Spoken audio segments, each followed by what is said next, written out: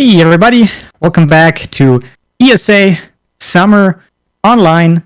We're a speedrunning charity marathon and we are raising money for the Alzheimer Fund, and currently we have raised $7,600, which is absolutely amazing.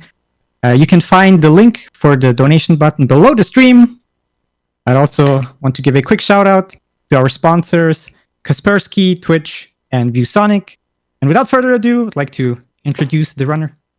DemonicRobots, please take it away. Have fun, good luck, and yeah, do your thing. Okay, hi there everyone, my name is DemonicRobots, and welcome to Clock Tower 3. Clock Tower fans, you're gonna be disappointed, but DMC fans, Sailor Moon fans, I got something special for you. I am joined by my co-commentators, Soupy Sauce and Tainted Tally. Hello, hello. Hello.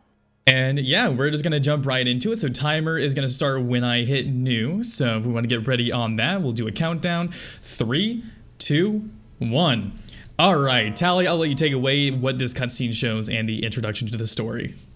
All right, so we're starting off getting to know our main character. Her name is Alyssa. She is 14 years old, and she has just spent the 2 years that has just passed at boarding school. She gets a mysterious letter from her mom, basically saying mom things, and also, please don't come home until after your 15th birthday.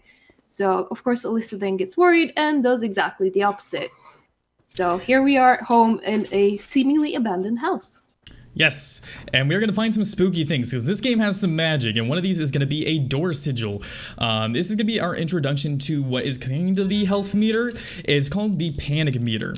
There's going to be a meter in the top right, or the top left, which is going to continuously fill when Alyssa gets scared. If Alyssa gets scared enough, she will go into a panic state where we will lose partial control of her and she can stand still. It also makes her vulnerable to enemies where if they hit her while she is in her state of panic, she will die. So we need to manage that carefully.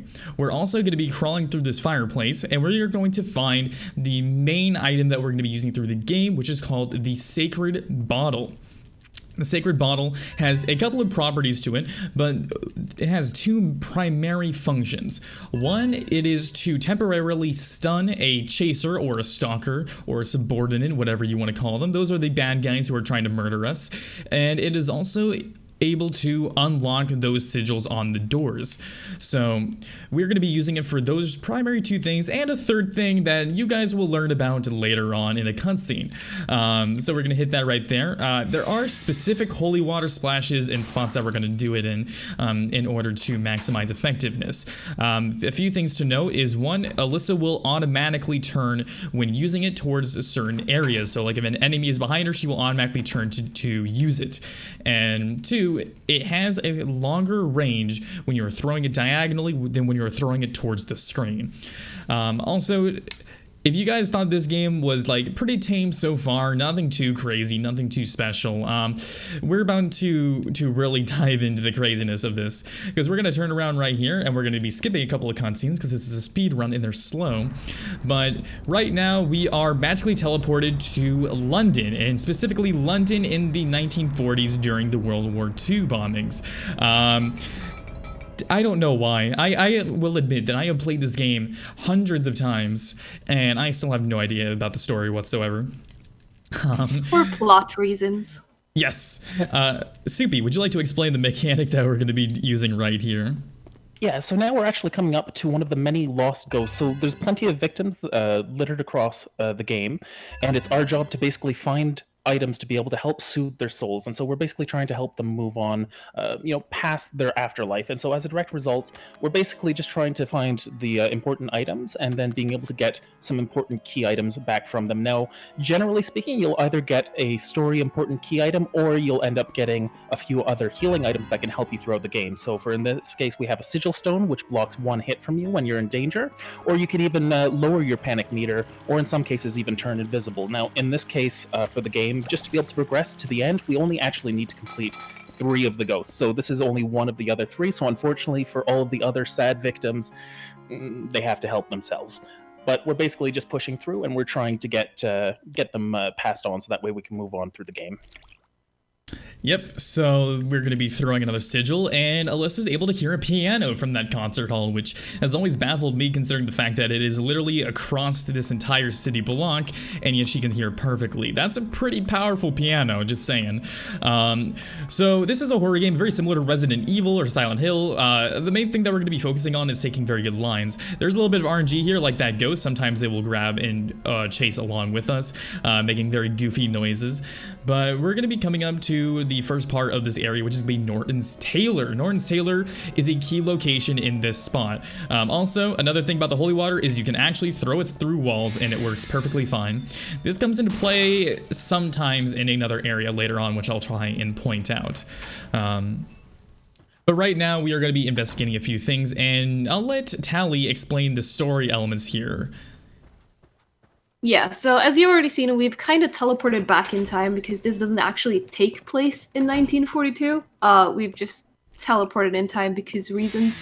But another thing that is also going to happen is that we will witness events that have happened in the past. And what you're not about to see, because we're skipping the cutscene, is that Alyssa will be witnessing past murders.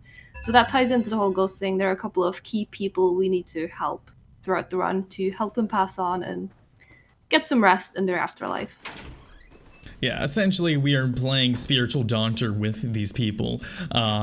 And along with that, there are things that she gains through this, but I'm not going to spoil the surprise for you guys because I can guarantee you that unless you know this game, there is no possible way you're going to guess what happens later on. But we're going to come down here and we're going to run into the very first stalker. Sledgehammer is his name, and sledgehammering people is his game.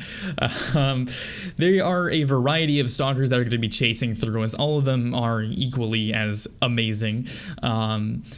And this is just going to be the first one that we're going to run into. So if you've ever played Outlast or Amnesia, it's kind of the same thing here. We don't really have any mechanics to fight back. We don't have any gun or magical sword.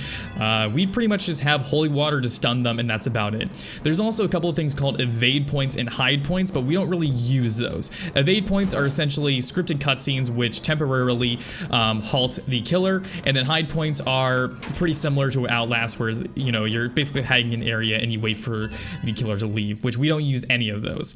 But we're going to come into May's room. May is a young pianist whose father was in World War II.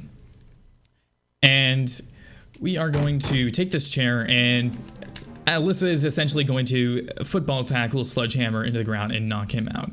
You see this big brooding man right here just got taken out by a 14-year-old girl. How she has the strength to do so, I have no idea. But now that we have the invitation, we can run over to the concert hall.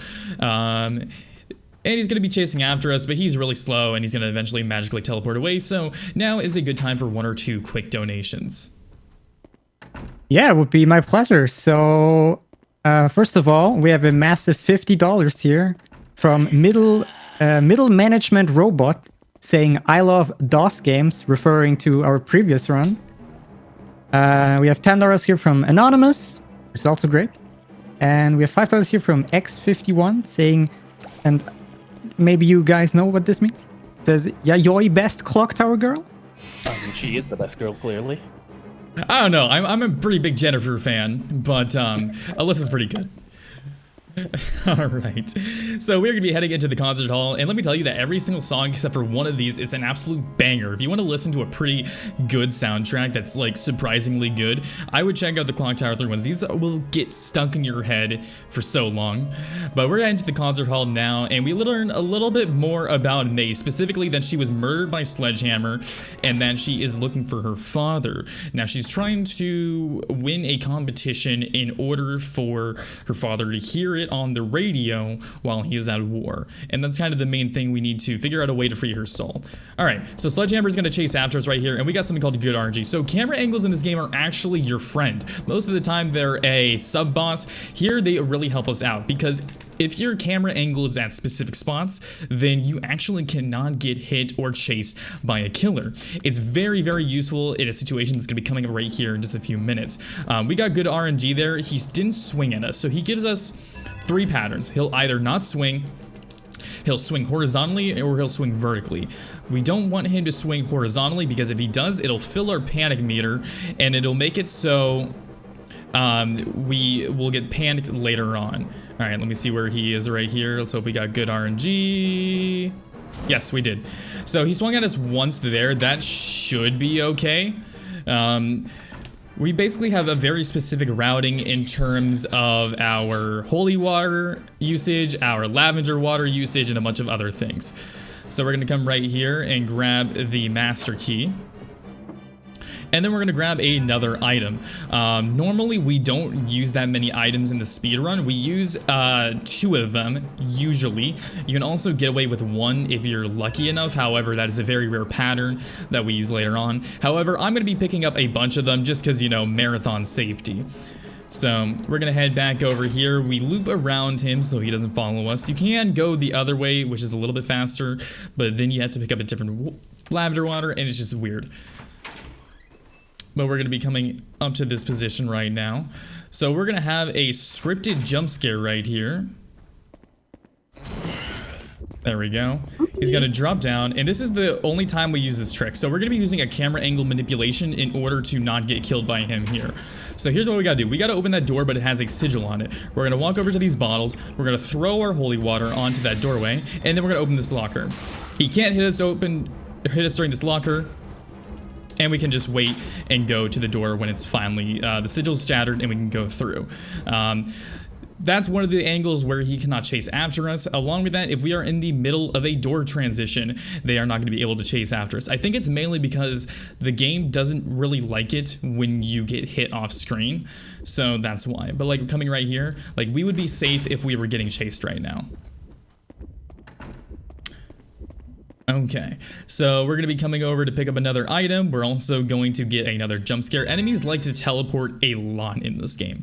It happens quite often. So we're going to trigger a cutscene right here. And then what we're going to do is we're going to step forward once. We're going to throw the water. And then it's going to give him just enough room to move out of the way. And now we're safe. He's just gonna kind of run there. He's not very happy about it. Oh, that's weird. Oh, that's a very rare thing to see. Never seen that before.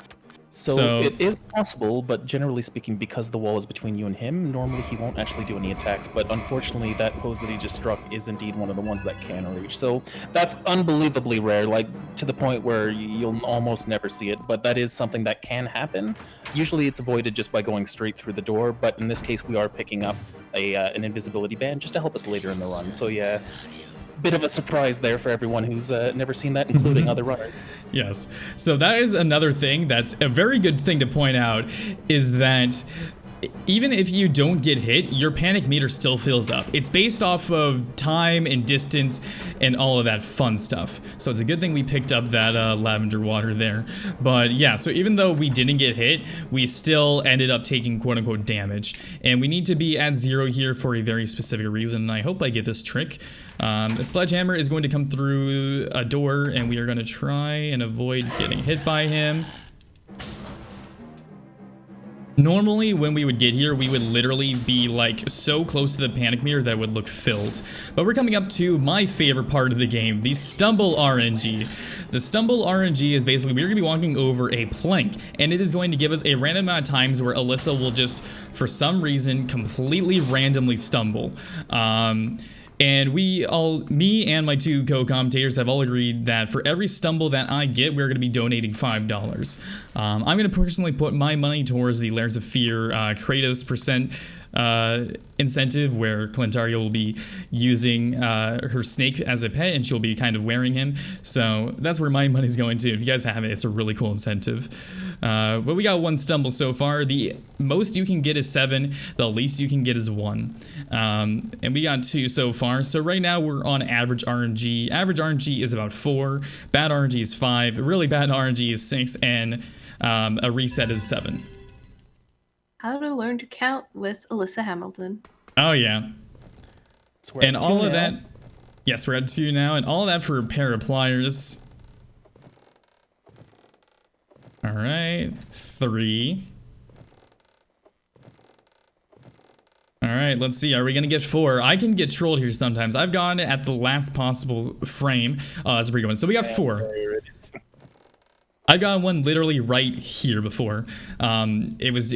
I've had that happen like 3 or 4 times, and one of those times was back to back. So, as you can tell, I'm a little salty about the plank. But we're gonna come over here. We're gonna run past a sledgehammer again, and now we are in the clear. So we need to go all the way back to Norton's tailor. We need to pick up a couple of items there that will allow us to reunite. Both May and her father in order to move on properly to the afterlife. It's very wonky. This fun fact, this game was actually made by the same director who did the Japanese Battle Royale movie.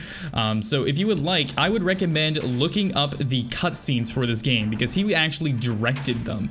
And it was a huge selling point for Capcom when they were selling this game. But in the meantime, since we're running all the way back, we are going to get chased by him, but he shouldn't catch up to us. I mean, you never know, it's marathon luck. I haven't had it happen, but I've also never gotten panicked before this point. So, you know, anything can happen at this point.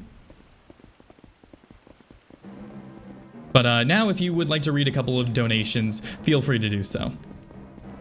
It would be my pleasure, and I'm really glad that you mentioned the donation incentive for the next run, because I have a couple of donations exactly for that. We have $40 here from Sir Avium saying, "Congratulations on getting into ESA, Clendaria. I'm so proud of you and Kratos. Even if we don't get a snake percent, make sure to boop his snoot for me. Love ya." Smaller 3, Sir Avium. And we have $10 here from NicoHart198 saying, "For a Clendaria's snake." So thank you very much. And yeah, like we said, for the next run, we have a donation incentive. Where we can get to see a very, very cute snake. I know snakes are not everybody's like favorite animal, but check out our Twitter. We have a picture of it, and I've got to say it's the cutest snake I've ever seen in my entire life, and I want to see it on the run.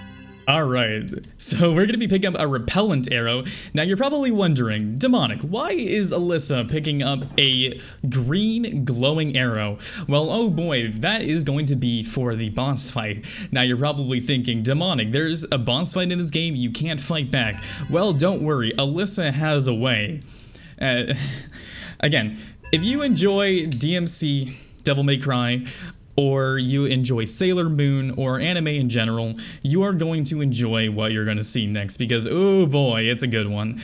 So we're going to be running back towards the concert hall. It's a lot of back and forth here. I'm also going to be picking up a spare lavender water over on the counter. There's a couple of places where we can get them. I'm mainly using them for very specific spots. This one is going to be probably for a graveyard section later on. And the same thing with that invisibility band I grabbed as well.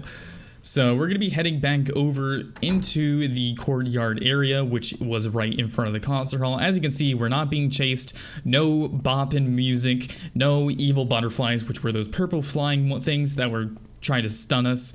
Overall, you know, it's a pretty calm time, you know, just Alyssa on for an evening stroll, just visiting a concert hall back in time. I'm sure nothing weird or bad is gonna happen.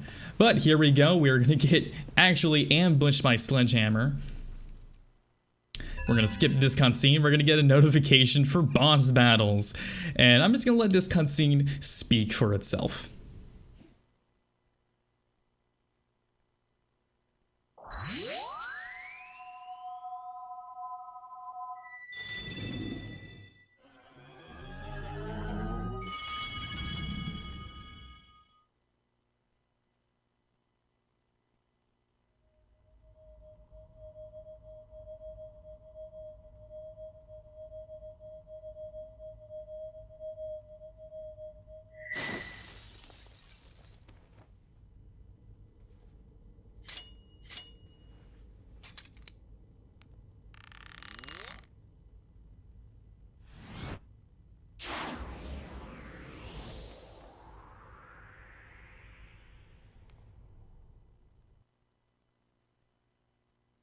Alright, I hope you guys enjoyed that. So yes, we do have Magical Bow now, and I'm going to let Soupy explain how exactly these boss fights work.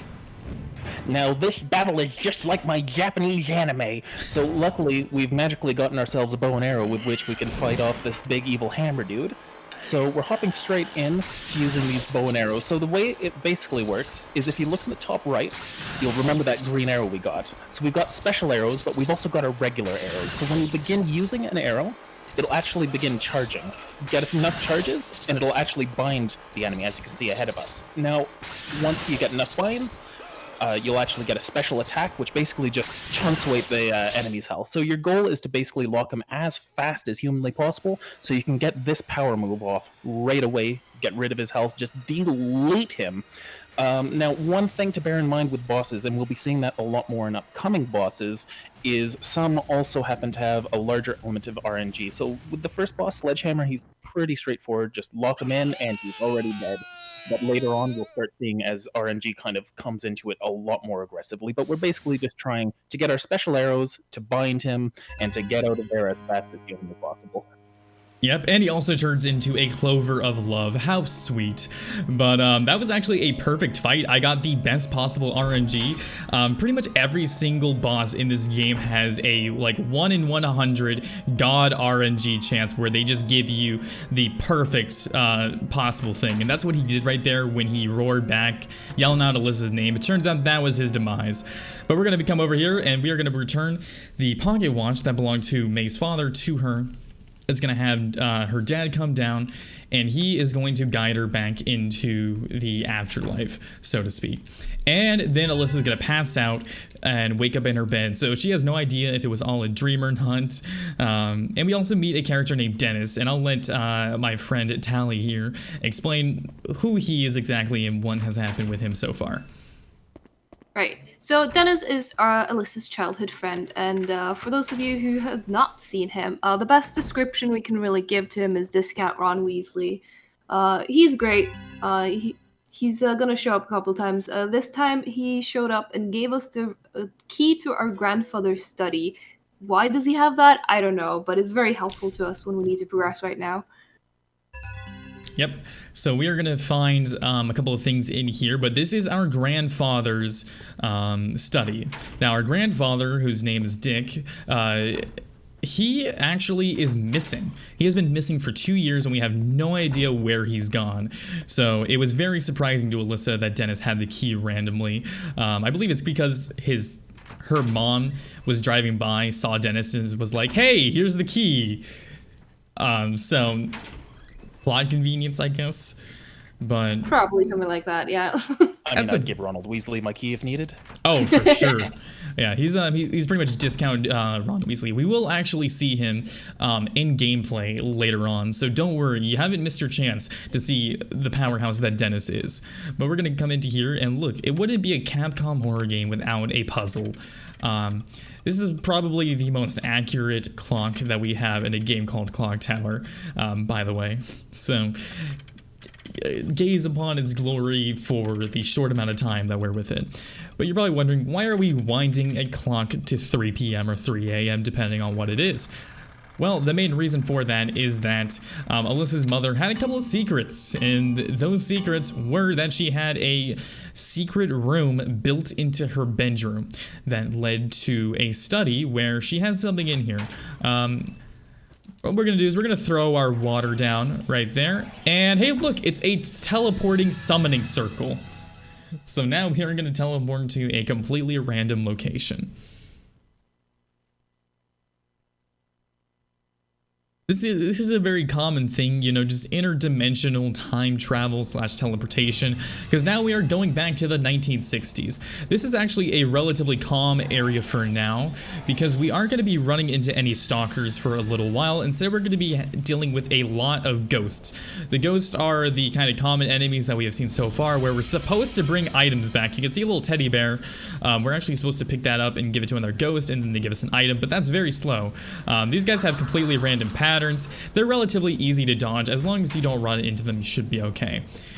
We also have a couple of cutscenes here, and I'll let Tally explain what's going on, because I'm going to be skipping them, because they are very, very long. Right, so just quick backtrack a bit, at least in the story-wise, to the room, because we were searching our grandfather's study, and we found out some family secrets. So it turns out that all the girls in her lineage, they're known as some rooters, basically. It's a bunch of young women with a supernatural ability, which basically centers around being able to communicate with the dead. So that explains, that we've seen these blasts from the past and are able to help these ghosts. And then we also learn about a dark power called an entity. And they are basically the ones who are controlling the subordinates, who are the people who are chasing us. And yeah, we are now going into the 60s that we were saying. There's a house with a couple of people in it. We'll get to meet Dorothy and Albert. They're playing happy families, which you're about to see in a bit. Both of them are going to be blind, and their ghosts are basically just searching for each other, and we need to help them. Yeah, Alyssa is very helpful. Basically kind of just stumbling into this chaos. She's looking for her mom, but she keeps on just running into people that she just has to help save. Also, fun fact, for some reason all the ghosts are women, despite there being multiple male dead bodies. I never really understood that, but just something to point out. But we're going to be heading into the kitchen area, and we are going to find a corpse. Now we are going to have to reunite an item with the body in order to relieve the spirit, and then we're going to get a key item for the story. So this is one of the mandatory spirits that we have to help quell. Again, there's only technically like 3 of them, but then there's like one weird exception later on that kind of just doesn't really make any sense. So if we were playing casually, we would have found a note that says that there was some film inside Dick's desk drawer. Say that 3 times fast, I dare you. And that's going to have some film in his secret office. What this film is going to allow us to do is reconnect with the photographer's body, because obviously since he's a photographer, that's his entire life, and that's what he was missing from his soul. He just needed more film to take weird photos. But we are going to be heading back to the Hamilton mansion. We're going to pick up the film, and then we're going to come back here. So we got some more time for donations or whatever you would like to plug. Surely, we have a lot of awesome donations right here. Starting out with a $50 from BDragon28 saying, "Let's see that snake." Another $5 here from X52 saying, "Yayoi is cheering you on." Also, more of the Yayoi. $20 from Tainted Tally. As promised. Yeah, thinking emoji. As promised, here's $20 stumble dollars for Alyssa. Get that snake percent. And lastly, we got another $25 here from Sir Avium. Snake percent is a must. Love ya, Clendaria. And with that, by the way, the snake percent incentive is met, which is pretty hype. And we're also above $7,700, which is even more so amazing. My challenge to you guys is, can we get to 8,000 before the end of this run, guys? Can we make that happen? I want to see it. I believe in chat. Let's do this. And trust me, with what's coming up, you think you guys have seen some of the weird stuff already? It gets worse. Let me tell you, it does not go anywhere but into a downward spiral from here. So we are going to put up another mask, and shocking, we are going to find another secret room that Alyssa, who grew up here her entire life, had no idea about. And we're going to find Dick's secret study. We're going to pick up the film. And then we're also going to find another note. This note is her grandfather's diary, and it basically says, like, my wife has talked about these rooters and entities and subordinates, and it's all a bunch of baloney. I don't need to worry about that. Psh, it's just her being silly. And then he kind of starts to realize that, wait a minute, no, this is actually like a real thing. They have a lot of power.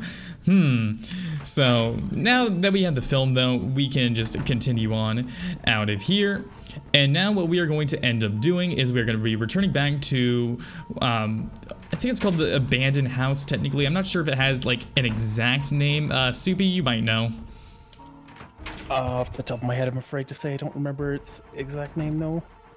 It's something. This game is very obscure with its location. I'm not sure if it's an oversight or if it's intended. I'm going to let you decide. I do know it's basically downtown London's in the 60s, but any specific location for the house, I have no idea. Yeah, and unfortunately, I am an American. I don't really know a whole lot about London. I went there once, very nice city, but it looked just a little bit different from Clock Tower 3. I can't figure out why, but just a little bit. So now that we are back here, we are going to return to the body, and then we're going to find some very specific photos. And those photos are going to allow Alyssa to move on into the house.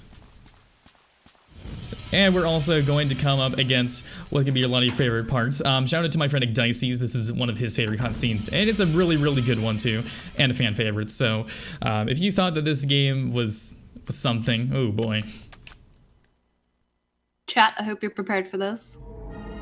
So we are going to return the item to the spirit, return the item, and they're going to move on. And we're going to find a bunch of photographs. Don't worry about that. That was just nothing right there. What is important is this photograph. This photograph is going to show a secret switch behind a painting, which leads to a door, which we will unlock. So we did all of that stuff just to move a painting. It's kind of silly, especially since, like, if you go here before that photo, she'll go, this painting's off. I should probably move it. And then she just never does. But here we go. I'm going to show you guys 2 cutscenes during the speed run, and this is the first one. And I'm just going to let it speak for itself because it's fantastic. Very, very wholesome chat. We ever could, to be honest. If you want, chat, I want to see all your wholesome emotes because this is a very wholesome cutscene that's going to be coming up. A family moment.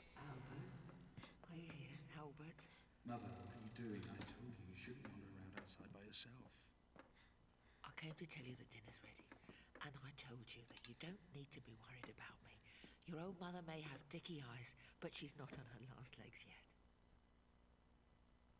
You just concentrate on your work. Anyway, what is it you're making this time? Some new toy that'll have the local kids agog, I bet. Actually, I've been busy making this. Aw, that's so sweet, chat. He knitted his mom a shawl. I couldn't do that. He's also a Game of Thrones fan, because winter's coming. It's lovely. So warm and soft. Thank you. Thank you so much. Oh no.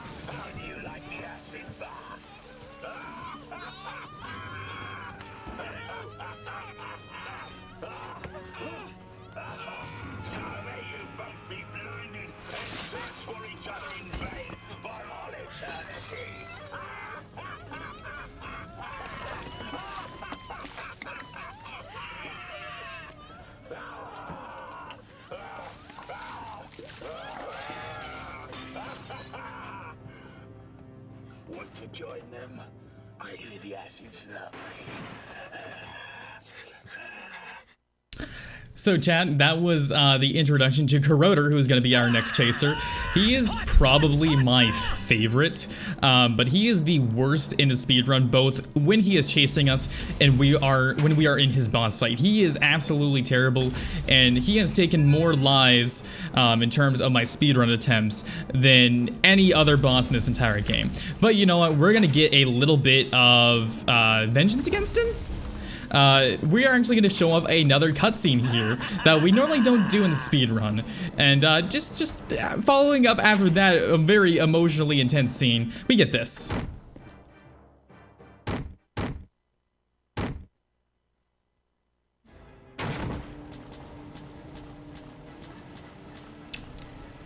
I hope you guys are enjoying our Looney Tunes speedrun today. Yep. Again, I have no idea what tone this game is going for. don't ask me, Chan. Please. There's no way that I can explain this. Also, jump scare, but that's okay because we can throw water through walls. That's another one of Alyssa's powers, you guys didn't know. So we're gonna be coming up this way, and we are coming close to the worst line in the game. Most of the time, Corroder, what? Come on. Use the toolbox key. There you go, Alyssa. Normally, we can actually control Corroder very well, except for one specific part, which is absolutely terrible. And that is going to be this upcoming part here.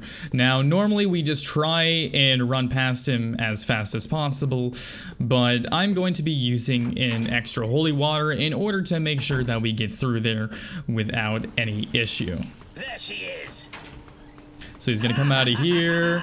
We're going to use the water on him. Oh, this is bad. All right, I'm going to have to find out something here. I think I know what I'm going to do. Normally, we only want to use one water there, but because we got hit while we were using it, it kind of canceled it out. That's okay. I'm going to do something a little bit different that I haven't tried before, but this is on-the-fly routing, and it's exactly why I picked up a specific item earlier that I normally don't pick up during my speedruns. Gotta love that marathon luck. Oh yeah, Corroder is by far the worst. Pretty much anything that can go wrong I found you. will. So what we are going to be doing here is I'm going to use this invisibility band. And that's going to turn us invisible. So Corroder's not going to notice us. We're just going to go right on through. Normally what we would do there is we would splash him. However, I am currently out of water. And we're also going to avoid that ghost. And we should be in the clear up to his boss fight. So now we're going to be making our way over these planks. I have to go over specific planks. It's always the same, but if you see me going past one, don't be like, oh, hey, you can take faster routing if you go through here, because what will happen is it will break, you'll fall in the water, and Alyssa will find another body, which I believe you actually have to do that for the 100% route, if I remember correctly. Thankfully, she doesn't stumble on these planks right here. Nope, no stumbles.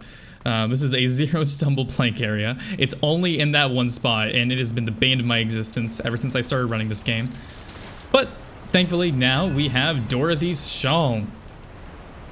And this is going to be that item that has a connection to the ghost we found earlier in order to release their spirit and let them move on. We're also going to be joined by Corroder. Now, I'm going to be very, very quiet during his boss fight because there's about a billion things that can go wrong. Every other boss, we have pretty good strategies for that are relatively specific to what we do with them. With Corroder, it's just different every time. There's no consistency whatsoever.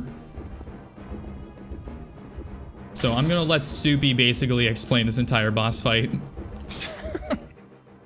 Now we're hopping directly in, and I do want to emphasize for anybody who hasn't played this game or who isn't familiar with this boss battle for the speed run, he's not joking when he says that it's inconsistent. So every boss up and then past this point actually can be fairly easily manipulated, generally speaking. Like, there are some that are a bit more scary, a little bit more stressful, but overall, there's no particular challenge. And then there's Corroder.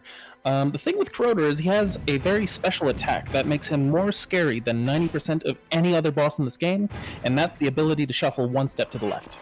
Or the right sometimes. So basically, Demonic's hopping directly into the battle. All he's trying to do is he's trying to make sure immediately that he's getting bound, which, as you can see, isn't quite easy. So there's his dreaded walk to the side attack, followed by his ranged attack, and especially because of how far some of those hitboxes go, it feels very clunky. It's really hard to predict. It's very hard to get it. Even once you've got him locked in, though, there's still a very good chance that with the RNG, Corroder will just occasionally just waddle off to the left, waddle off to the right, making life difficult. As you can see, once you start aiming, you are locked in that direction. There is no way to actually try to adjust as he moves. You're basically just staring in that one direction and hoping that the RNG plays in your favor.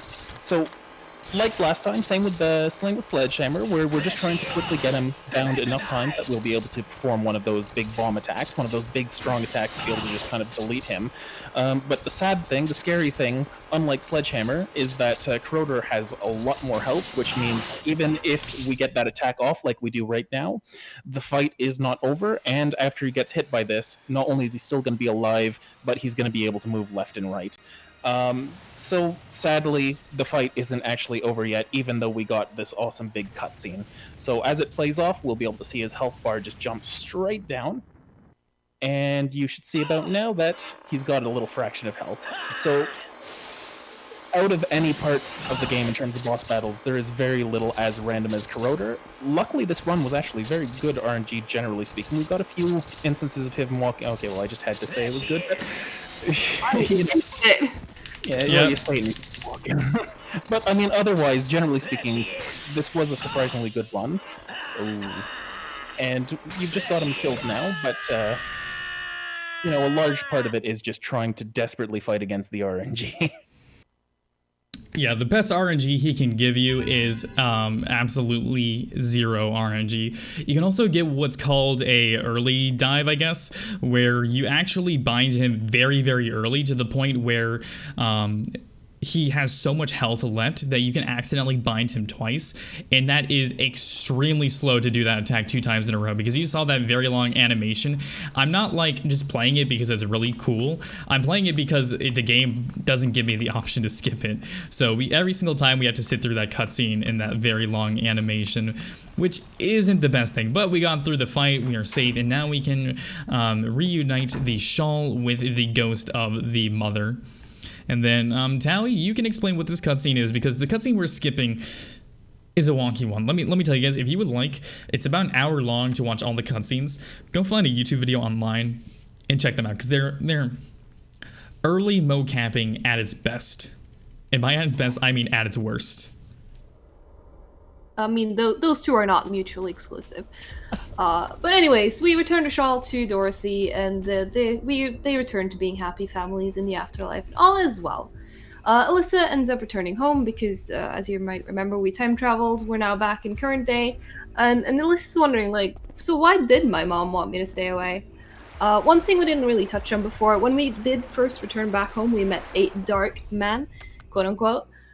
We do find out now that he hopes to gain immortality by becoming an entity himself.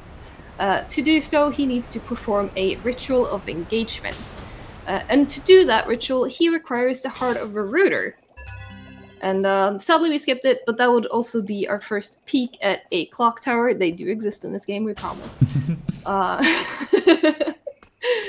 yeah, that's basically what it is. The Dark Gentleman basically tells us to go to hell, quote unquote, and that's where we are right now. Yes, and we find the next attacker, the stalker, subordinate, whatever you want to call them. That is Chopper right back there.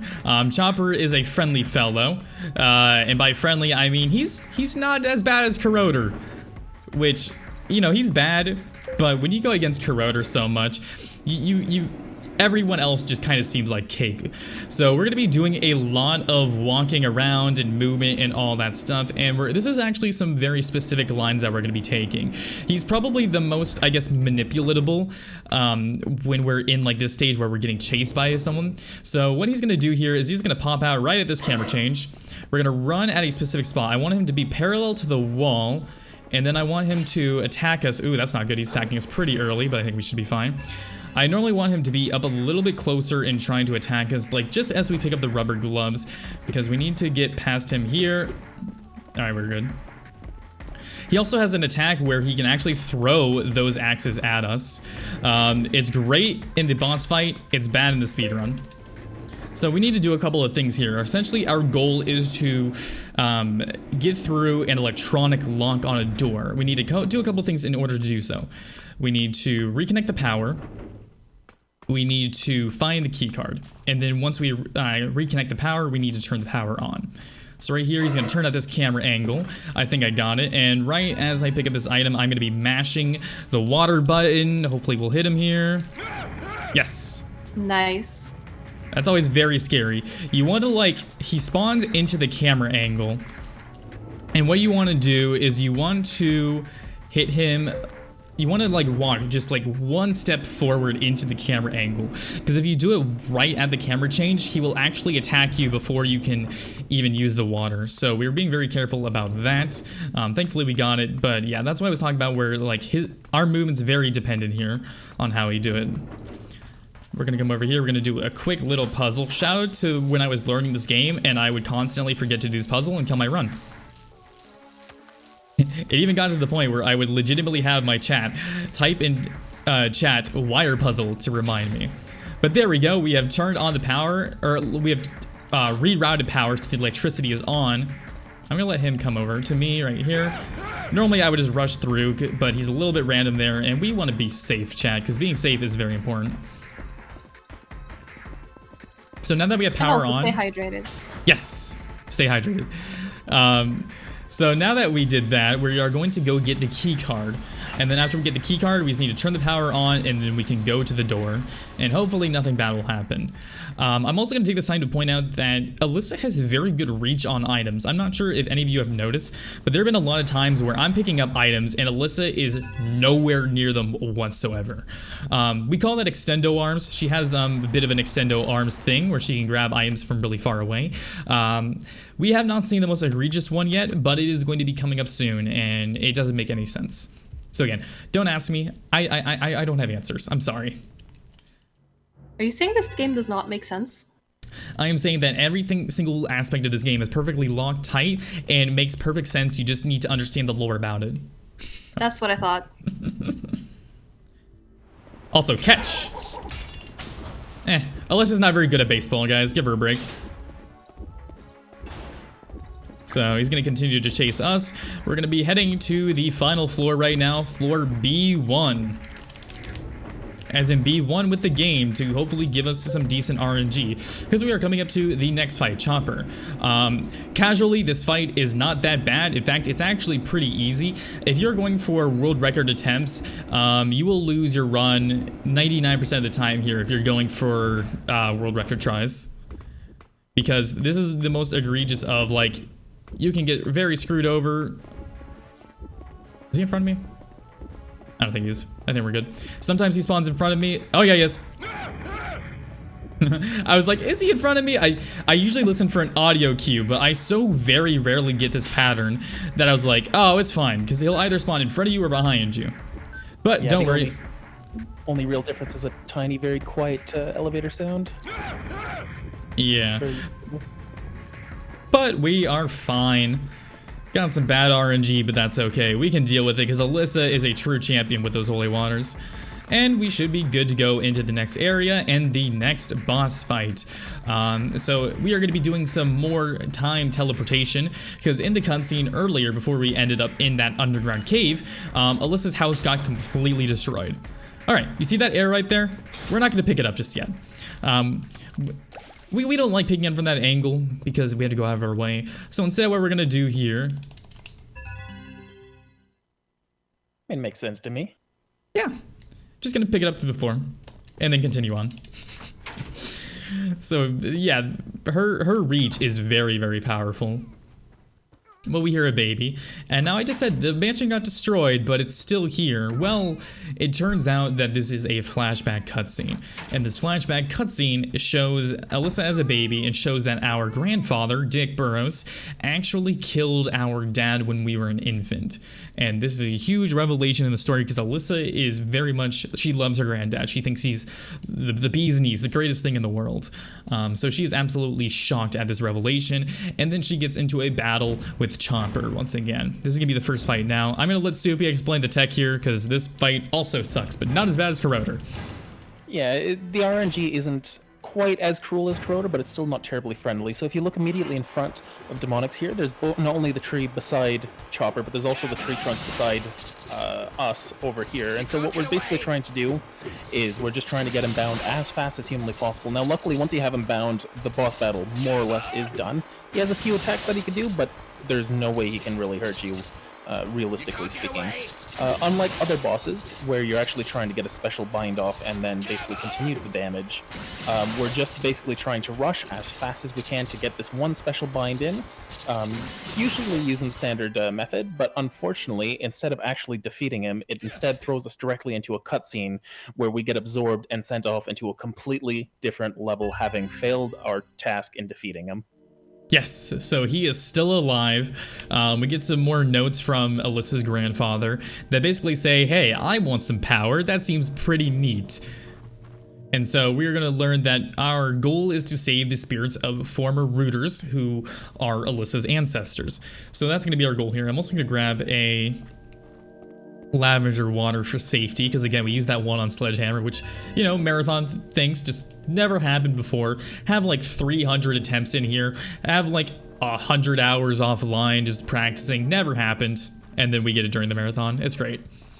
But this is the most boring part of the run, and then right after is the most intense, exciting part of the run in terms of just walking outside of boss fights.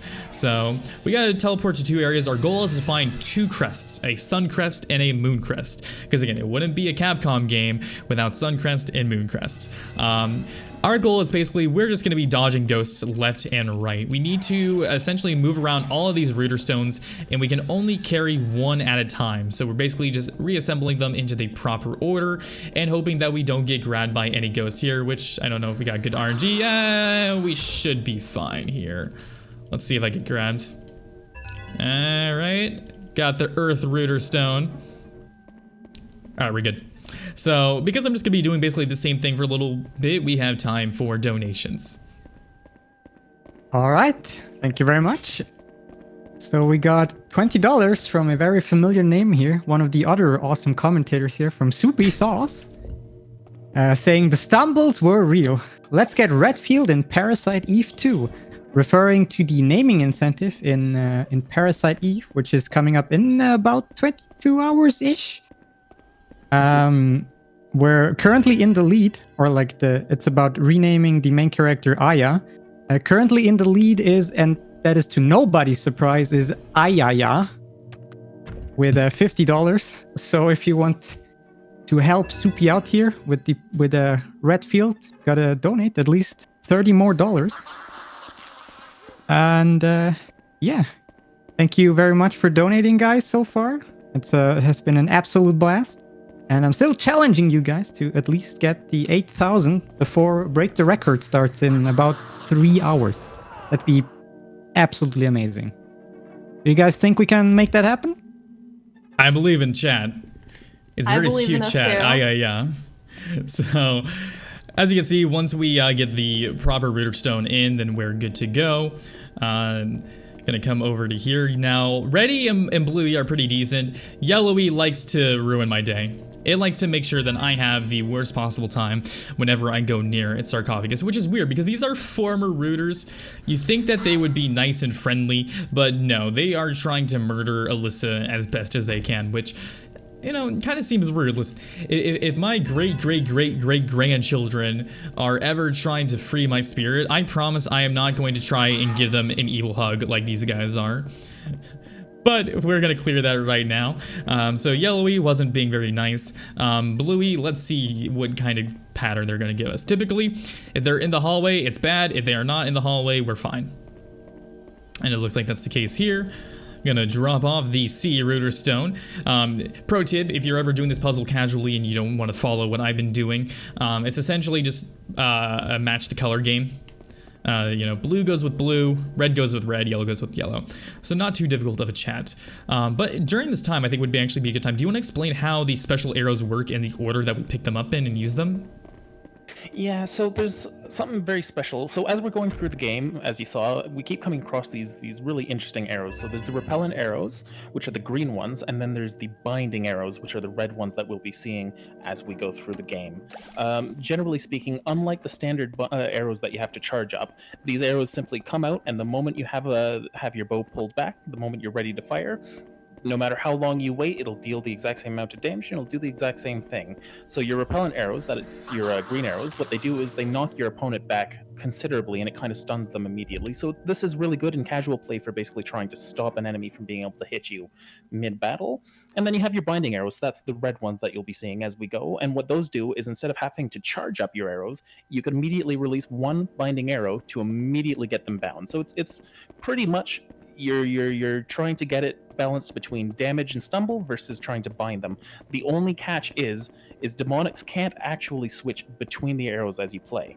So whatever order you pick those arrows up, that's the order you have to use them in. And even if you pick an arrow up before Chopper or Corroder or Sledgehammer, when it comes for the time to use it, no matter how long you wait, you are using it in the exact order that you picked them up. So throughout the entire game, you constantly have to bear in mind when you'll be needing to use these arrows, how you'll be needing to use these arrows, and what purpose you need to use them. So for instance, there may be a time where you might not want to pick up a green arrow, specifically because if you need to be binding at a certain spot, you need to make sure that with your routing, you're taking into account exactly what arrows you picked up. So a lot of the game, the metagame behind those arrows is literally just, when will I be using them, how will I be using them, and why will I be using them? Yeah, so, alright, here we go. This is the hardest area. I'm also going to let Subi explain this because this is a terror every time. So a fun fact, actually, for those who hadn't ever seen this bit, this, as far as I'm concerned, it's not the hardest RNG-wise, but it is the single most cruel part of the game. And if you are going to get frustrated by something, there's a very, very good chance that as long as it's not the RNG doing it, it's this bit.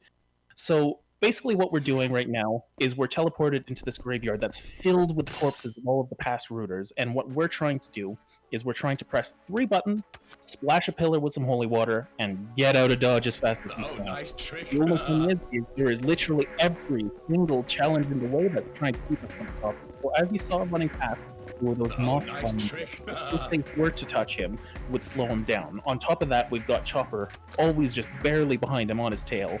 All of these spots, as you can see, are very kind of, they're choke points, and so you don't have a lot of kind of room to be maneuvering around enemies.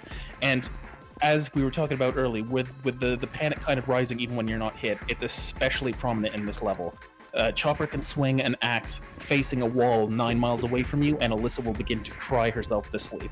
So 90% of this, you know, every single item that we picked up in this game, everything we built up to, they are literally almost exclusively just for this one spot. Alyssa needs to be chugging her lavender water, needs to be wearing her visibility bands, because at the end of the day, we don't even want to be here. We want to get out of Dodge before this becomes like a long-term stay. And so we've got him throwing the axes, all the while staying near. But as you can see, we have managed to get through. Demonic managed to get, you know, fairly nice pathing, kept his lines clean, he's getting out. But the thing is as you can see in the top left, he's actually got 0 holy water. This entire time, he could not defend himself, unlike every other area, because you have a maximum of 5, and you need to use 2 to get in and 2 to get out. You only have the 1, you know, to use on the pillar. And so because of that, this specific spot in the game is an actual nightmare. It is so tight, it is so uncomfortable. That panic meter sometimes will be just a single sliver, a tiny little pixel left over, and that's all you have to work with. So Demonix, he used all of his resources really nice, really kindly. He's got it all going, but frankly, that is a nightmare of a spot. It is very, very difficult. In the main route, we only use 2 items, and it's there. There is a way to get through that area with only 1 item. It is extremely risky and extremely random, so I don't do it. I know that there's another runner, Dr. Wobblebottoms, who is attempting to make it a consistent thing, but it's just no dice. And there's no way that you can refill your holy water. It's just, it would cost you like between 1 and 3 minutes in order to refill your water to use any there. So overall, it's just like a really bad part of the run. You can get good at it, but like no matter what, it's always going to be scary. Alright, now that we have the 2 crests though from the mausoleum in the graveyard area, we can do, hey, look at that, more teleportation. Because, you know, that's a thing that you find in very serious horror games where it is a young girl, you know, with multiple people trying to kill her while also searching for her missing mother and grandfather. Because, you know, that's just totally a perfect thing. But in the meantime, I'll let Tally explain what this cutscene is. Right, so as we mentioned briefly before, this graveyard is filled with former rooters who sadly lost their battles against the subordinates that have been chasing us around. They're also going to tell us a little bit more info about the ritual of engagement. Basically, the gist of how it works is that a human can become an entity by removing the heart of a rooter that they are related to, and this has to happen on their 15th birthday. So it's a bit dicey because, as we know by now, Alyssa is a rooter, and her 15th birthday is coming up. So hopefully, no one in our family wants to become an entity, right? Yeah, and by coming up, she means like it's in hours. I think at this point in the game, Oh, it's, yeah. it's like 2 hours, I think, is what it's supposed to be. Also, this bridge is going to be collapsing. I have never failed this before. I can't wait until my first time I actually do fail it. It's going to be great. And we made it. So now we are coming up to the Chopper 2 fight, and I'm going to let Soupy explain this. I know this is a lot of me not talking, but this is a very intense area of the game. I promise it will cool down a little bit after this. Yeah, unfortunately, this is a bit of a stressful part that'll take a lot of his attention, because right from the very get-go, the moment the boss battle actually begins, we're basically hopping straight into the fight. There's some strategy going on right from the beginning. So Chopper has a lot of attacks where he'll basically be chasing you and on your tail, not even giving you an inch to move. There's no space to breathe. But there is a way to exploit his behavior, actually, and it's quite interesting, because if he gets hit with a repellent arrow, so that's one of the green ones that we were picking up, it'll actually kind of, so long as you wait for him to be close enough, he'll actually try to turn around and go throw an axe at you instead. So he's countering his attack, which forces Chopper to go back and then throw his axe. Now, the moment the axe gets knocked back to Chopper, he gets knocked on the floor, which gives us a chance to immediately bind him. Now, from this point on, he's basically going to be locked there. Unless something particularly surprising goes on, we got him locked there. So a majority of the fight now, in terms of the RNG, because he, like Corroder, is capable of moving to the sides, and indeed he even has this special axe attack, where he's able to kind of throw it at an angle, but luckily we're able to deny every single one of his moves, keeping him locked in. Once more, it's not quite as random necessarily as Corroder, but it is definitely one of the ones where you need to be on point. So, as it stands right now, Demonix is basically just trying to keep him stunned, keep him bound, keep him locked in, and luckily we've even managed to chip off half his health in the process, and then we go with the big attack. Now, there's a very good chance that he is going to still be alive. In fact, almost certainly he should still be alive after this, but it's going to be another situation like Corroder, where the amount of health he should have left is a sliver, hardly any. Right? Should be, a small chunk. We got not him. even. Clean battle. Yeah, sometimes it depends on how many axes he throws. We actually got kind of okay RNG, not the greatest. It's good if he throws like 2 at him, because if he throws 2 axes, then it makes it so when you do that spirit bomb attack from Sailor Moon, then it will actually like kill him for sure instead of leaving him with health. But yeah, now we are going to be getting more story background, but we also get to meet Dennis, Discount Ginger Ron Weasley. Fantastic character. We are going to see him for probably 20 seconds. But, he's not joining us in our adventure to fight the bad guys? He is kind of, but the problem is he's not a rooter. You know, he may be a man, but he's not a rooter. And that is, yes, that is an actual line in this game. But what's going to happen here is we're going to be some new stalkers, and I'll let Tally explain the cutscene. Right, so what happens now is that we walk up to a hospital, and Discount Ron Weasley then sees his sister, which is odd because she's not supposed to be there. She works as a nurse, and since we're in a hospital, he sees her and he was like, oh, let's go say hi.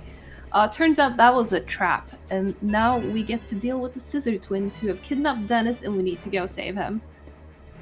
Yep, so basically they're saying, hey, if you give us your heart, we'll give you back Dennis. A very fair trade, I would say, but Alyssa has to disagree. So we are going to be trying to get 3 keys in this area. We already got 1 of them, and we need to get a few more.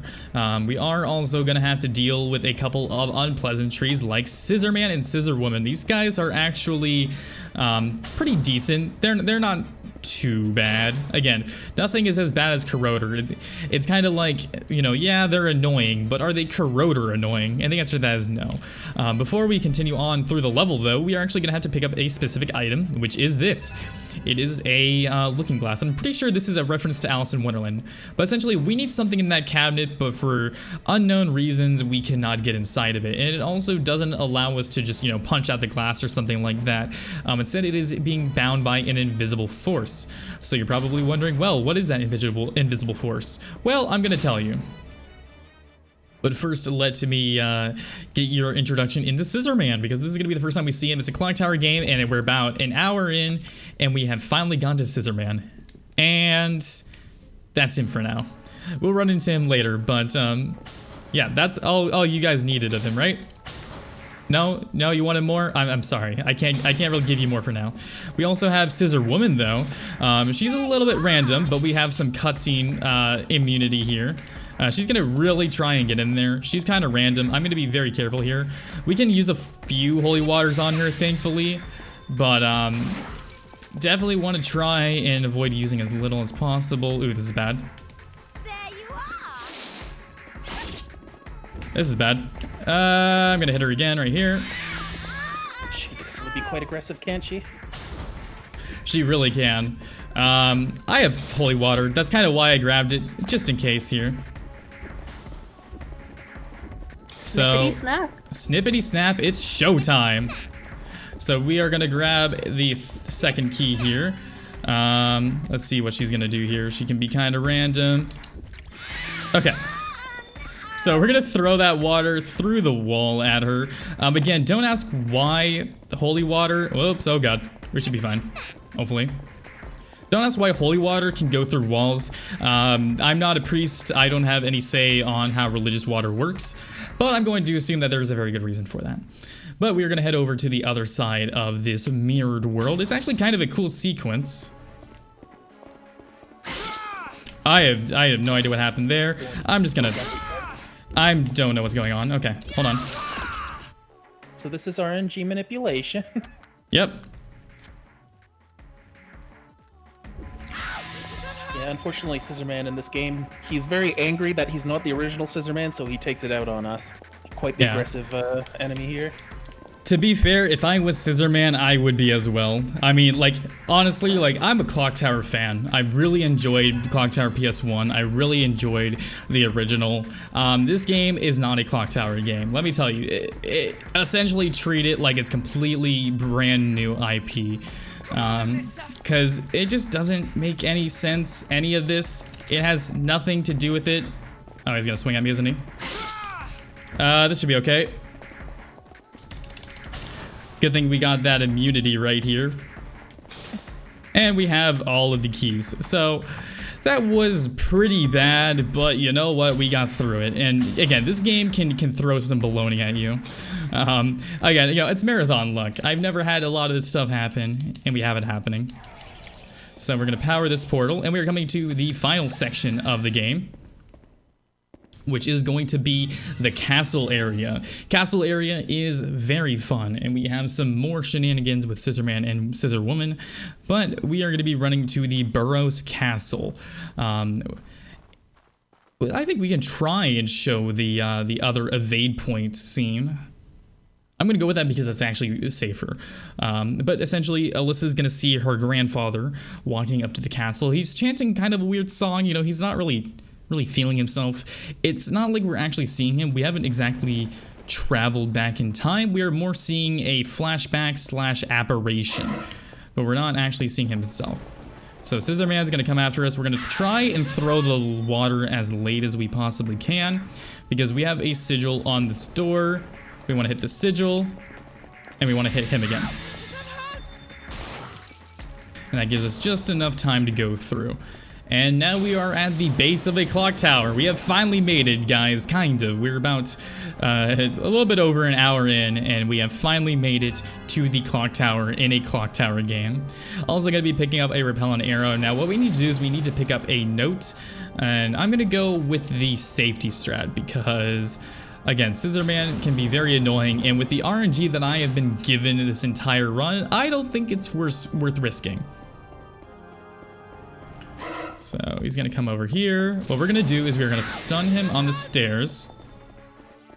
And then we're gonna run all the way over here to this growing green light. And look at that. Oh, how is Alyssa gonna get out of this? She's trapped.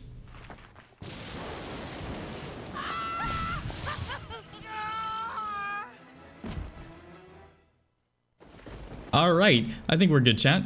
He should be fine. But we're going to pick up a note here, the employee's memo. That's going to tell us that there is an area with a loose R on it, and if we use that, we can get into the other parts of the castle. So we're going to be making our way over. We're also going to pick up another repellent arrow, and then after that, we're only going to be picking up 2 more for the rest of the run. It's always kind of scary because we have a very specific arrow count. We can't use an extra one anywhere, and we can't really pick up an extra one anywhere without like awkwardly ruining how our arrows actually end up. So in the meantime, though, we have time for a few donations or plugs. Sure, it would be my pleasure. So firstly, I would like to explain to you what exactly your money goes towards when you're donating here. Firstly, did you know, for example, that Alzheimer's is the 6th leading cause of death in the United States? And on average, a person that is diagnosed with Alzheimer's lives roughly up to 4 to 8 years after the diagnosis, but can live up to 20 years, depending on some factors.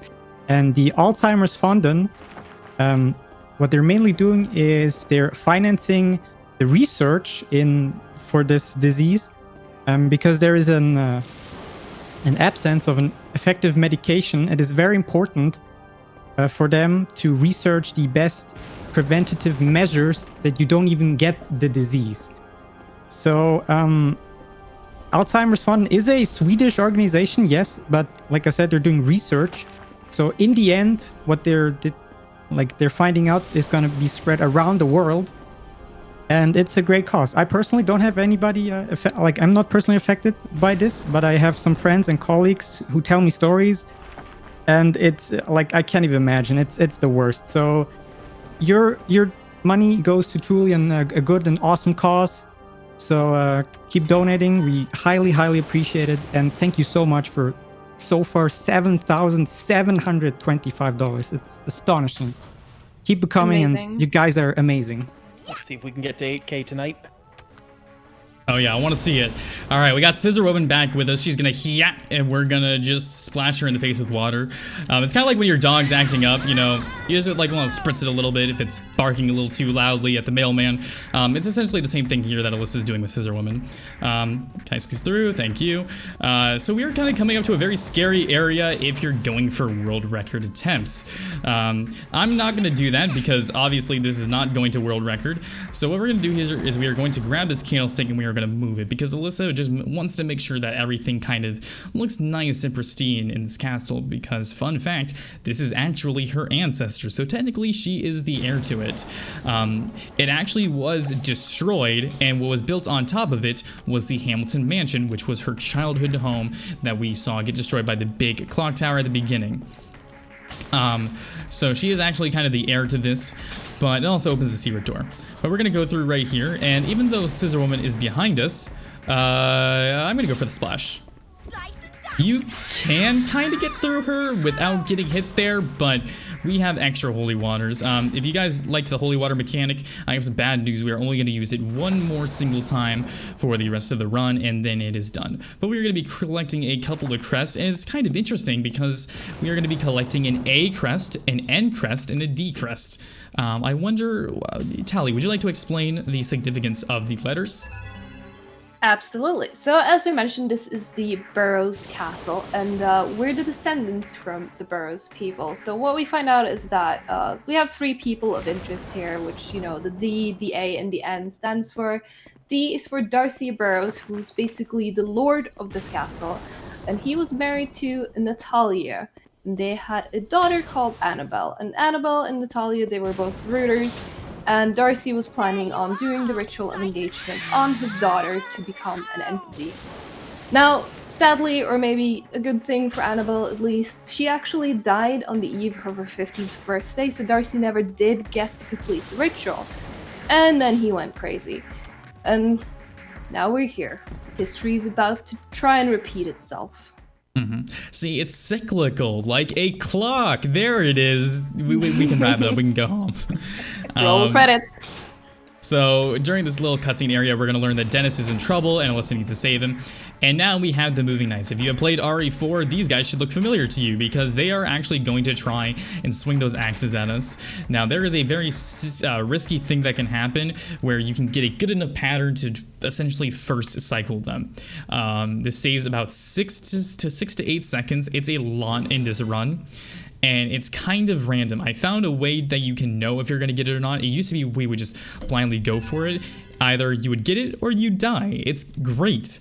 I found a way to make it somewhat consistent, but it's still a very risky thing nonetheless. So obviously we're not going to go for it, but I'll kind of at least tell you like what pattern we probably got. Either way, it's very difficult. But now we know Alyssa is in danger, and we also learned that her grandfather actually was able to discover this place. How was he able to discover this place when it was completely destroyed and on his own property? I don't know. Teleportation, time travel? Reasons. It doesn't make much sense. Girl magic. Magical girl magic is probably the most reasonable and best explanation for a lot of this. So essentially, we need to clear the path in the underground prison cells. Also, these knights are going to be moving their arms. We're going to ignore them for now. But essentially, you see that giant one with the horizontal swing. He can completely ruin your day and ruin your run. It's actually why the very first item that we picked up in this game was the sigil stone. It is in case we get hit there. We picked that up 3 minutes into the run, and we're going to use it about an hour and 15-ish into the run. So now we're definitely not going to get it because I bonked, but if you move through here with perfect movement, you can just barely get it, and you'll know by that guy's arm will be going down. So we're going to let it go through, and now we can move on. Now, we saw you go down into that mysterious corridor and open a door, so what are you trying to set up there? So the reason we need to do this is because we actually have to, we are on a timer when we pull this lever. We have to make it to the end of the room without basically bumping into anything or messing around. So we open that door because it is actually locked on this side. So Alyssa would come here, she would open this door, no problem, easy peasy, and then she would try and get to that door and it wouldn't work. And then you would have to rush through the other guys again and it would just be terrible. So we finally made it and we're going into the arena with Scissor Man and Scissor Woman and Dennis. However, we don't have a special item to summon our magical bow and arrow yet. So what's going to happen? Plot convenience. We are going to fall through the stairs and then we're going to end up in Dick's study. That's right, we have returned here, and Alyssa is actually going to find some of the drawings she did for her grandfather, which shows that she really did care about her grandfather, and in a twisted way, her grandfather, who we have learned is trying to become an entity and rip her heart out, does care for her in his own I'm gonna murder you for immortality kind of way. But here we have learned that not only has Dick been planning to do the ritual of engagement, we also learned that he has merged with the spirit of Darcy Burroughs. So he has become Dick Burroughs, and he has become an evil entity lord that now Alyssa must defeat. But first, we have to deal with the Scissor Twins, who are two concurrent boss fights that are quite difficult. We do have to save Dennis first, after all. We need our discount Ron Weasley with us. He's actually very important to this to the plot line, and I'm not even lying about that. But I'm gonna let Soupy explain what's gonna happen here, and I'm gonna concentrate and really focus because coming up is literally my least favorite fight. So, once more, we just gotta make it through the exact same path once more. And we're going to be coming in, but this time we're smart enough to step over the hole that happened in the staircase, and instead we're going to go directly into a boss battle. Thing is we now have to fight both Scissor Woman and Scissor Man, one after the other, so not at the same time at least, but Scissor Woman has a bit of a trick up her sleeve. Her trick is to basically adjust the actual mechanics of the game. So earlier on in the game, whenever you'd open up, pull up your bow, you would automatically aim towards the enemy, and you'd be locked in that position. But against Scissor Woman, you don't even have that much of a blessing. Instead, the moment you pull up your bow, you're just facing whatever direction you were facing, and there's no way to change it, and she can move wherever she wants, and you have nothing you can do about it. So a lot of this battle is basically trying to predict where she'll be going, and then preparing your bow arrows to be able to hit them. If she gets both of them hit... Oh my goodness. Oh no. This is fine.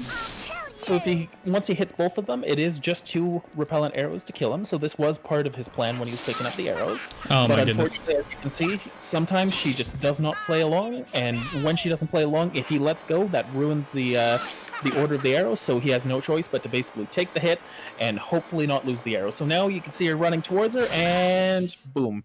Nice. So a lot of that fight is basically just unfortunately kind of picking a direction and hoping that she comes. That And also once you never miss that happens. We got literally, that's happened to me once before. So again, extremely bad RNG for her to do what's her like whirlwind attack.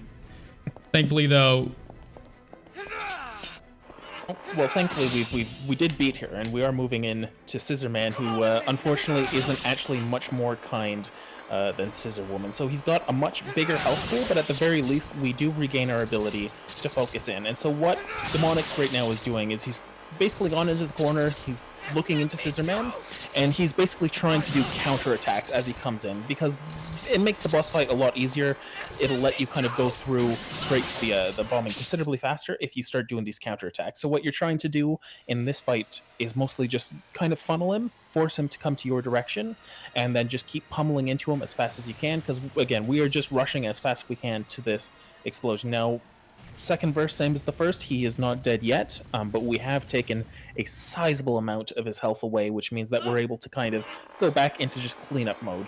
So ideally, if we can get him bound once more, without him stepping to the left or to the right, then that way we can start just basically putting as much damage as humanly possible into him right away. That being said, Scissor Man, he's got a bad habit of just kind of waddling to the left and waddling to the right and going pretty much wherever he pleases. He also has a few extra attacks. We're luckily not actually seeing that quite yet, but he does have a few ranged counterattacks that can cause a lot of trouble when you... and there's the dreaded walk to the side. That can cause a bit of trouble for us, but luckily we've managed to delete enough of his health that as long as he stops moving to the side, we should be clear to kill him almost immediately. So, spot of bad luck, but all is not lost yet. We simply need to get that last bit of damage in, and out he goes. Don't worry, that was all part of the plan. He's also one of the randomest, and we didn't really get to touch on it, but it typically takes about 6 binds for most of the bosses to bind them. You have to charge up the arrow 6 times. If you hit him while he is attacking you, you only need to use 5. So that's why a lot of the time I was waiting for him to attempt to attack me and to get him at the right distance for that, because then he would attack me and I would only need to do 5 binds rather than 6 I would only need to do 5 charges rather than 6. So it's a little bit faster. But here we go. We are ascending the clock tower, and Dennis, we're like, hey, yo, we got this. And he is supposed to be down there, although you can't see him. But we are finally going to confront our grandfather, who has merged with a entity, kind of, and now he has become Lord Dick Burrows. And if you think, like, I said Corroder was the easiest or the hardest boss, and he is. But Lord Burrows is the most tech-heavy. He requires the most amount of knowledge of the mechanics and skills. Because with a lot of the bosses that we've seen so far, I don't want to say it's easy because it's not correct, but it looks easy because essentially a lot of it is just aiming and hoping for the best. Here, we have to do a very specific way of defeating him, and it has to involve pretty much every single arrow that we have picked up since the beginning of the game. Tally, would you like to explain the cutscene that's going to be coming up while we're doing this and lore and all that good stuff? Absolutely. So through this entire game, we've seen Alyssa wearing, her default schoolgirl outfit, but she's about to get a different outfit. What you will not see is the reason why. Basically, we're gonna meet the Dark Man, Lord Burrows, whatever you want to call him, and he is going to trap us and start the ritual of engagement, because now it's midnight, I guess, and it's our 15th birthday, and yeah, he wants our heart. But luckily, we saved Dennis, so he's going to show up and give us the last bit of the necklace that we need, and that will give Alyssa the power to fight back. And hopefully we can defeat him. Oh yeah. Definitely a surprisingly good, final boss, because if you thought that any of the bosses were difficult before this on your casual playthrough, this is like going from... if you guys have played the recent Resident Evil 3 remake, it's like going from Nemi 3 to Nemi 4. It's like a huge jump in the required skill to actually beat him. But here we go. We're going to be ascending the clock tower, getting into the final arena, and I am going to allow Soupy to explain why we're doing this fight because this is extremely difficult and I need to concentrate. Otherwise, things can go wrong very quickly. Now, we are in the home stretch, so we've only got one more top 10 best anime battles to go through before we're able to basically call it a night. And so we're basically going to watch his health bar go up. It's a small health bar. It's only, 2,280 years, so it's like, 2 health bars stacked on top of each other. Yeah, unfortunately, there's a lot of health that we need to burn through, and we don't have much time to burn through it. So for the first kind of chunk of the battle, we're basically just treating him like any other boss because he's actually only got his one attack at first. He's got a ranged attack that if it hits you, it'll actually bind you, not entirely dissimilar to what you're doing to him. And he can even do the special kind of from the sky attacks against you. But otherwise, unless you get close to him, he's basically just stuck throwing those orbs just completely on loop. And so we're getting him hit with 6 of those binding, or rather, with the charged arrows to get him bound. And then by hitting him with those 6, we'll be able to kind of just do one of those special attacks and knock another chunk of his health bar. But once more, because he's got 2 health bars, we're not even nearly close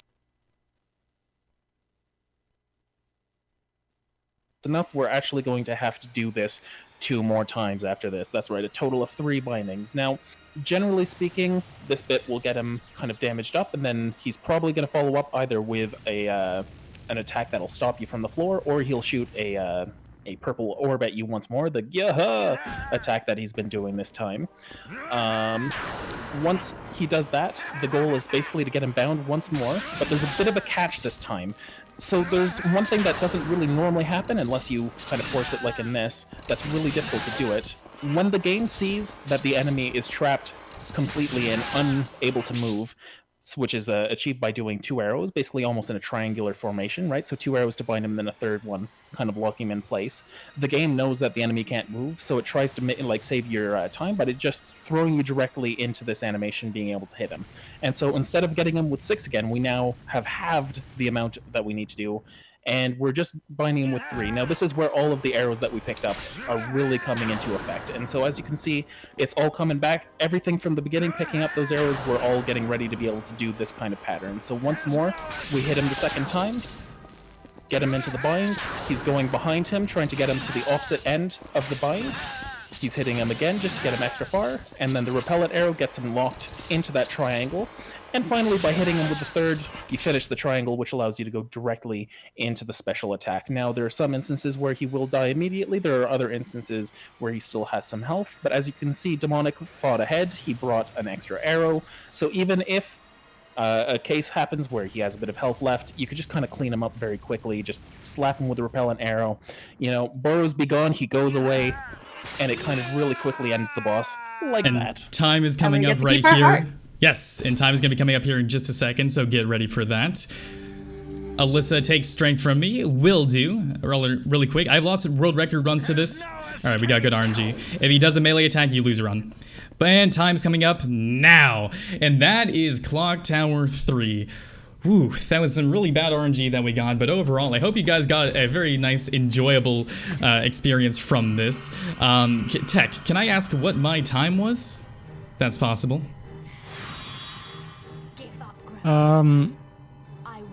Our tech guy is currently not in this channel, but if you just give me a second to look at the stream when it's updated, it Yes. Oh wait. It looks like Mr. Tech Guy forgot to stop. You got 1 hour and 24 something. Oh, okay, cool. You're at 125. Yeah, something like that, like a high 124-ish, something like that. Significantly better than I thought it was going to be. I thought it was going to be like a 130. I thought I was going to go over. That was some of the worst RNG we could have got. But we have defeated Burrows, and we reconnected with our mother, who just did that. Again, don't ask me the story. But yeah, that was Clock Tower 3. And if we have time, I just want to really quickly show something off. Would that be okay? Yeah, I guess. Yeah, I'm just gonna say it's fine. Since you're 5 minutes below your estimate, it should probably be fine. Awesome. Also, just to let you know, So go ahead. We got a great time. General consensus in the chat is your official time was 1:25:14. All right. So Right now, I'm going to show you guys something kind of cool. If you didn't know, I think Soupy mentioned it during the battle. I was a little concentrated on the actual game itself, so I'm not sure if he mentioned it, but because, you know, he is a Burrows and he has taken the powers of an entity, he has a bind himself. And, well, like how Alyssa has her super ultra mega death laser, she is not the only one with one. In fact, Burrows actually has one himself. And I thought that since we have a little bit of extra time, thanks to that amazing Earthbound run, and the also really awesome Alone in the Dark run, which I thoroughly enjoyed, I thought that you guys deserve a treat. You guys have been wonderful today. You guys have been awesome. You guys have been donating so much money. You guys got, we got Kratos in the Layers of Fear run. I think we're all happy. I think you guys deserve a treat, chat. So I'm going to be showing you something fantastic. I'm going to be showing you what happens if you get completely stomped, and if you're going to be playing this game casually, this is going to happen to you on your casual playthrough a whole lot. So we're going to continue the fight like normal, but instead what we're going to do is we are going to see Lord Burrows again. Hi there, how you doing, buddy? We just defeated you. Not a bad fight. I was pretty happy with it. Sentenced to 2,200 years. That's a lot. That's a lot. You know, Alyssa, she's tired. She just doesn't want to work. You know, that's just way too much effort for her. So there we go. We got one bind. Oh, we got two. What happens when we hit three? Oh no. This is the end.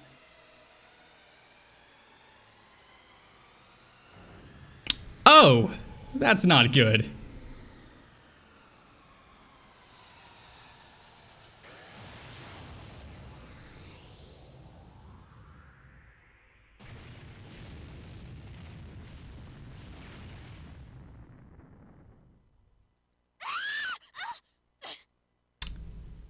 And an instant kill. Yep, that will instantly kill you at any point, and that is a game over, so get familiar with that in your casual playthrough. But thank you guys so much for watching. Thank you so much for donating. Shoutouts to my co-commentators, Soupy Sans and Tainted Tally, who did a lot of work with me in order to deliver this to you. Special thank you to our donation reader and our tank, and I hope the rest of you guys have a wonderful, fantastic day. And stay cute, chat. Quickly. On the flip. Yeah, quickly before we jump over here, I got two more things to mention. Firstly, we just got a donation just literally 2 seconds ago from Soupy Sauce. Thinking emoji. It could be anyone. Yeah, I mean, yeah, okay, that's true, yeah. $10 for showing us the spooky skeleton. Thanks for the amazing run. And I have to agree with that sentiment. That was a very enjoyable run, not gonna lie, that was super fun. And with this, also, by the way, quickly want to say this is the end of my hosting shift. I thoroughly enjoyed my time here, and after the intermission, we will be seeing Snake Percent with Clendaria with the Layers of Fear, and my awesome colleague Pikastrof will take over with the hosting duties. And so yeah, please stay here and chat to watch the next run, which is going to be awesome. Yeah, take it easy, and see you after the intermission, guys.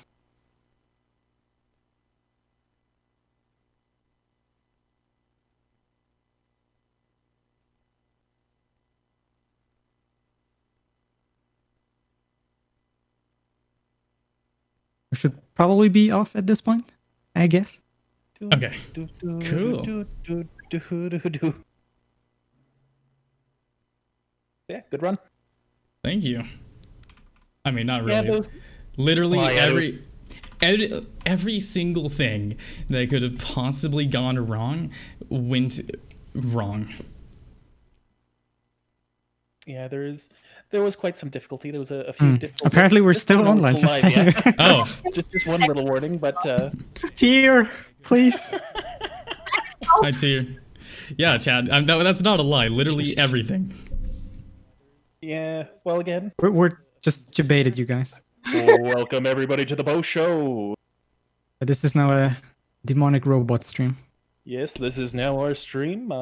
We are happy to have you guys. I would just like to remind you all that we are still inching closer and closer to $8,000. It is not at all too late to donate. Everybody would be thankful. And again, it is going to an amazing cause. It's going to an amazing organization that's actually helping to fight something that's genuinely, sincerely important. So you've gotten a peek behind us, just kind of gibbering to one another, having a bit of fun. But all joking aside, if you enjoyed it, keep enjoying it. And if you can donate, or if you have already donated, then again, thank you very much for, like, sincerely and truly thank you for everything that you've done. And it really does matter what you're doing. Okay, I just got confirmation we're ready now to go to intermission. Okay, yes. Perfect. Thank you everyone Thanks again, for guys. watching. Have a good one. Yeah, thanks again, guys. And yeah, like I said, stay tuned for the next run with some snake percent. It's going to be great. So yeah, see you guys in a bit.